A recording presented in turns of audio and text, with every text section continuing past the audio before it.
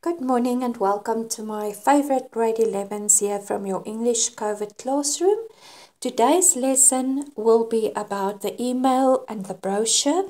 However, I did also include pamphlets and flyers, which I would like to explain to you just so that we can get a hand on those. Right, ladies and gentlemen, the email first of all. What is an email? An email is an electronic mail, and it is an instant way of communication. Usually you get your email form. I'm just going to put it skew like this so that it will fit in, where you will send it to the person by typing in their email address there. The CC, if you want to CC someone, it's usually in a business setup, and there you will type in the other people's email addresses next to each other, who you would also like to be privy to this email and also receive it when you send it. The subject is very briefly a summary of what this is about, this email. Usually when you write a formal letter, you also have your subject line where you briefly summarize what your letter is going to be. Remember, your parents receive hundreds of emails a day in many cases. And they usually prioritize the emails by answering the ones which is the most important and needs immediate attention. And to guide them in that, they go and look at the subject column. What is the problem that the person is having, or what do they need to address immediately? And then as the day progresses, they will get back to the other emails. But the most important ones will then be answered first of all. Right, now let's have a look. It includes letters. You will write maybe a letter to someone here. You can also insert a photograph or any other images that is applicable to this email, okay? It is much quicker and the sender can expect a reply almost instantly. You send someone an email and the minute you press this send button here, poof, it goes. And then you cannot do anything. It has been sent. And the person can read it and maybe within an hour they can reply back. If it is very urgent, you can also phone them and tell them that you have sent them the email and that they can then reply back. It is possible to CC a document, as I explained, and in doing so include a few people who will also receive it. You can also store or archive your email document, your letter or whatever. Once you have sent it, you do not want to delete it so that it is gone forever. You want to archive it and store it maybe for a later purpose, to refer to it again. You can forward it to someone by sending it, or maybe later on forwarding it again. You can copy it and delete your email. You can also easily retrieve data which you have stored on your computer. You have sent the email with the data and then you save it or archive it, and you can then go and recover it or retrieve it. It is possible to attach documents, like I said, photos. If you're an architect, you can sometimes maybe insert a photo or whatever. It helps for any possible job or position that you may have. You can then notify people by including those documents, scanning them in, adding them to your email. The quality of an email document is very high quality. It is much clearer than sending someone a fax, because there the resolution is not always as clear, whereas in an email it's almost picture quality. Okay. Then spelling, punctuation marks and language has become a bit irrelevant and is sometimes easily sacrificed in electronic mail. If you think of SMSs. When you type an SMS, you sometimes have SMS language, B, for, and U, a B, a for, and a U, which is not the way that we would talk when we speak to one another. Okay, and when you write in such a manner where you disregard your spelling rules and punctuation, we call that internet slang. Okay.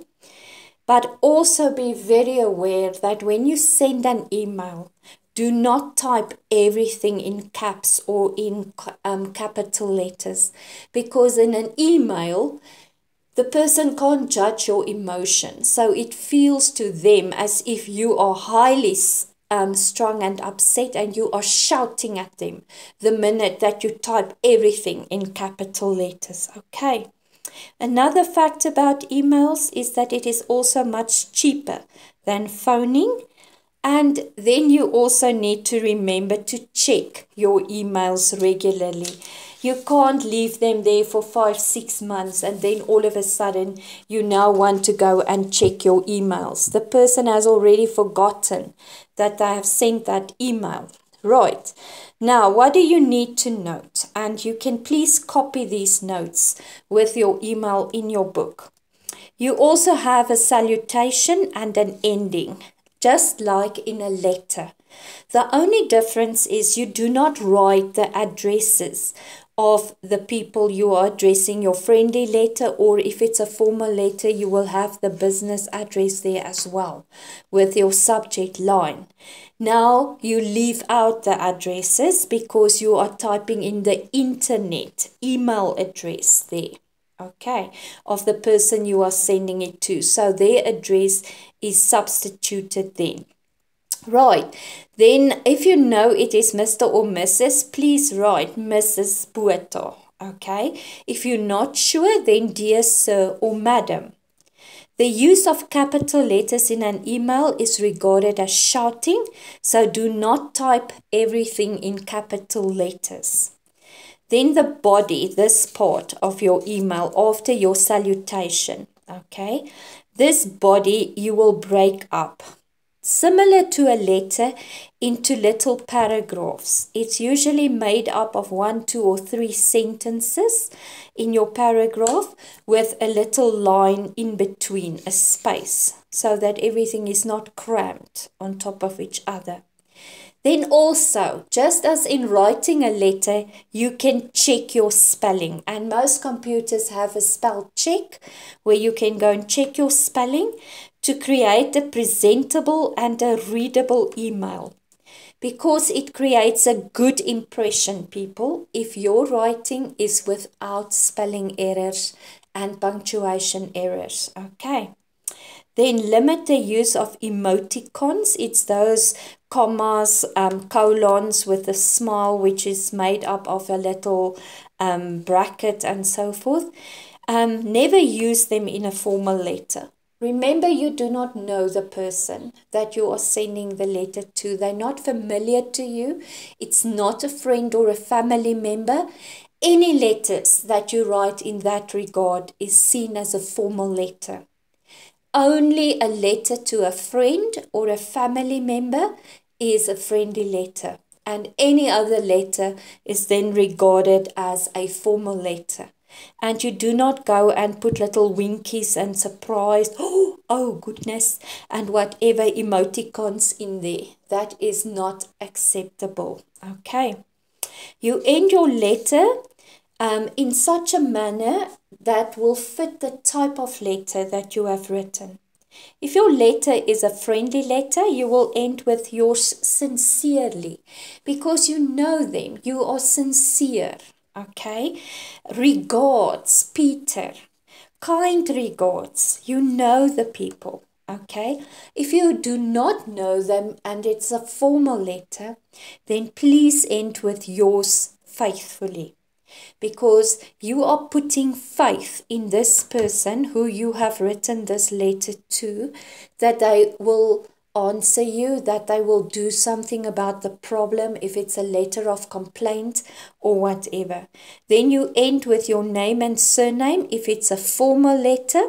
If it is a friendly letter, just your name. Regards, John. because your family member knows who John is. But if it is a formal letter like yours faithfully, then you will write your name and your surname. Okay, if it's any of these, you will just write John.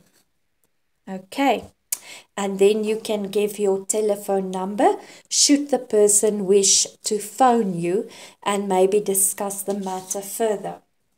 Right, people, then we move on to a brochure. Now, a brochure is a very special kind of advertisement. Okay, the IDA principle also applies here. It must grab your attention when you look at it. It must be interesting and informative. It must create a desire that you want to read further or you want to investigate it further. And it spurs you on into action to want to go and register there or phone the people or whatever. Now, it contains information about a certain place, tour, course, or activity. Now, I've gone to the liberty of finding a few brochures for you. This one is from the Mooikrans Ekus. It is a retreat where you can go to for various types of camps.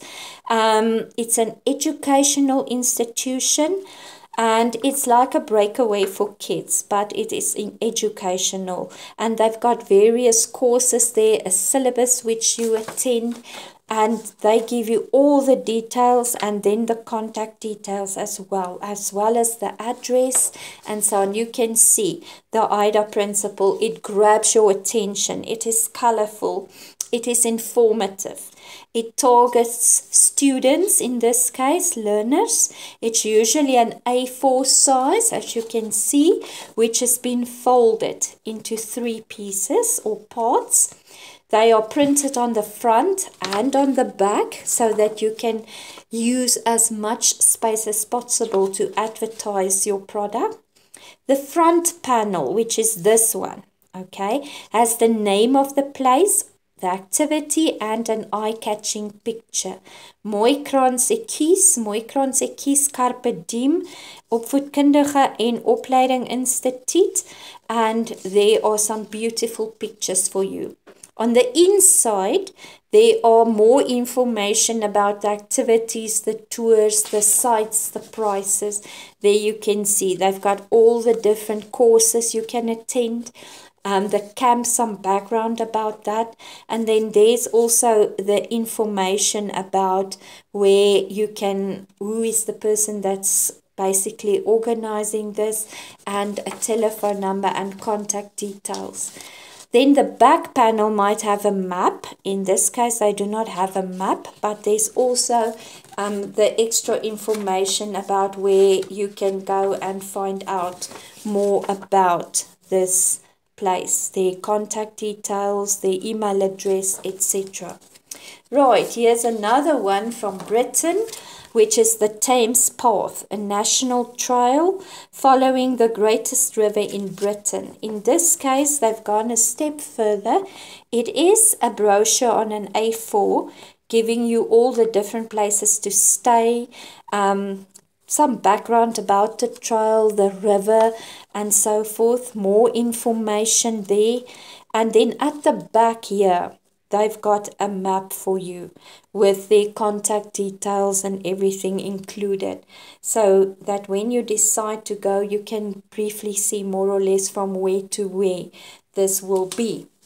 Then you get a bit of a different type of brochure, and that is the ones that are usually compiled by universities and academic institutions. And in this case, they will give you some structure about the different courses that are available. So these are not just an A4 which is folded into an A3. This is more of a booklet form of brochure. And then they've got a page for your information if you would like them to phone you back. But all the contact details and the various courses are in this little booklet. And right at the back, they also give you details about where their various campuses are situated and their email addresses and contact numbers. So a different type of brochure, but for exam purposes, you will not usually do something like this. This is a bit lengthy.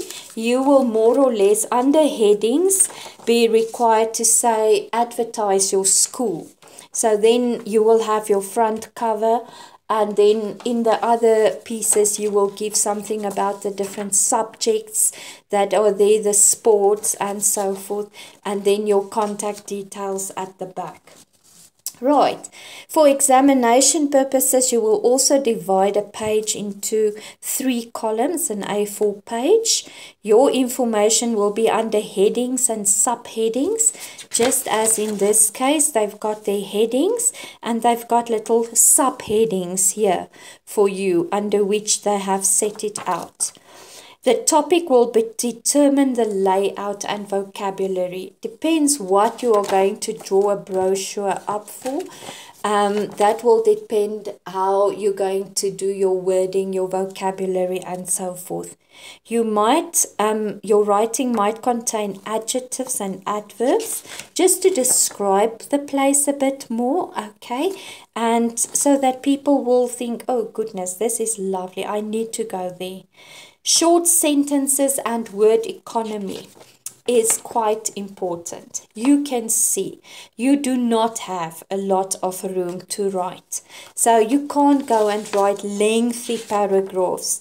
You may also list your features like this, just so that you can briefly state what the features are or what the things are that people can do there. Right, then the last one, which I would also like to do today, is something which we call flyers or pamphlets. Now, in an email, we will call them spam. Okay, it is that electronic ads or flyers or pamphlets where people advertise their products. Now, in this case, you will find these either on your windscreen or in your postbox at home. This may be an informative or educational or persuasive piece of writing where you want to inform people about where they can go to have swimming lessons or to have an evening out. Go there because there's live entertainment. It can persuade them to want to do that. Information appear under headings and subheadings. They are usually only on a single printed paper, not usually on an A4. Here I've given you some examples. This one is about matric farewell, having your hair, nails and everything done.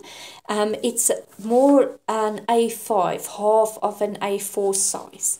And this one is also about art classes that you can take. All right. Then sentences are brief and to the point, very short, word economy, no describing words really. Paragraphs are short. If you write a little paragraph like here, it will be very short, just briefly stating what they want to say. You may use diagrams, charts, pictures, all of those. It's definitely eye-catching again, the IDA principle, high bold letters, large letters, different print, logo, and so forth. In an exam, you will not use color or pictures, but you will use vocabulary and the layout to grab the attention of your reader. Technical language is sometimes used in pamphlets where necessary. This piece of writing is very factual. It just tells you swimming classes for mum and baby, 12 to 36 months, children 3 to 18 years, adults, qualified registered instructors, school club gala coaching, heated pool. Very briefly and factual and matter of fact. People do not want to read books when they look at a flyer. It is informative, educational or persuasive. It can almost be seen as a little mini poster and it can definitely adhere to the IDA principle.